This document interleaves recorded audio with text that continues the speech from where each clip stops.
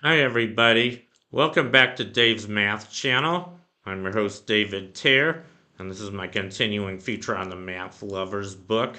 I'm discussing section 3.4 of volume 1, which is on Fibonacci numbers and the golden ratio. This is my fourth video on this section, and today I'm going to talk about the continued fraction as well as the rational convergence of the golden ratio, which we use phi, the Greek letter phi, shown on the lower right. That's a symbol for the golden ratio, which is about 1.618. So anyway, let's begin. So yeah, I already introduced the golden ratio a couple lessons ago, and we know what it is. It's an irrational number. As a matter of fact, we even know a formula for it. It's 1 plus square root of 5 all over 2.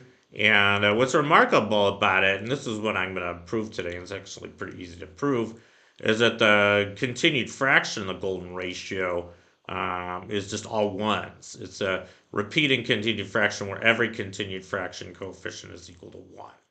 If you like written out from 3.4.1 in the middle of this page shows you like phi equals, you put square brackets around it, 1, semicolon 1, comma 1, comma 1, so on, or you could just write the whole thing as 1 with a line above it at brackets.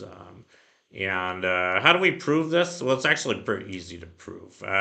Remember the equation I gave you last time for the golden ratio, phi squared equals phi plus 1. We proved that. But it's just one way of defining. That's just one way of defining the golden ratio in terms of the golden section. But if you divide that whole equation by phi, you see that phi is equal to 1 plus 1 over phi. In other words, phi is exactly 1 more than its reciprocal. And it turns out to be the unique positive number with this property, which is a very useful property. And let's use that property to get a continued fraction. So what we can do is we can keep substituting 1 plus 1 over phi plus phi. So since phi is equal to 1 plus 1 over phi, we can substitute 1 plus 1 over phi for the denominator of the second fraction. So we get 1 plus 1 over 1 plus 1 over phi. You can keep going like this. You'll see that you'll keep if you keep expanding phi as 1 plus 1 over phi, do this infinitely many times, you get a continued fraction where all the coefficients are equal to 1. So that's the proof. Pretty nice proof, pretty simple proof too. And a consequence of this, I didn't talk about the rational convergence yet, but it turns out, I think I mentioned this yesterday, the rational convergence of the continued fraction of the golden ratio are just the ratios of two consecutive Fibonacci numbers. It turns out that the nth rational convergent, I believe, is equal to fn over fn minus 1. So, for instance, the first rational convergence is 1. That's just f2 over f1 or 1 over 1. I think it's f plus 1 over fn, by the way.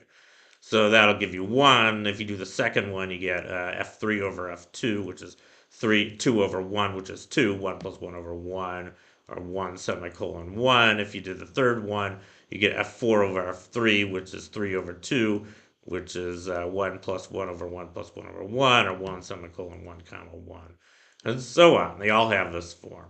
So that's another nice property of the golden ratio.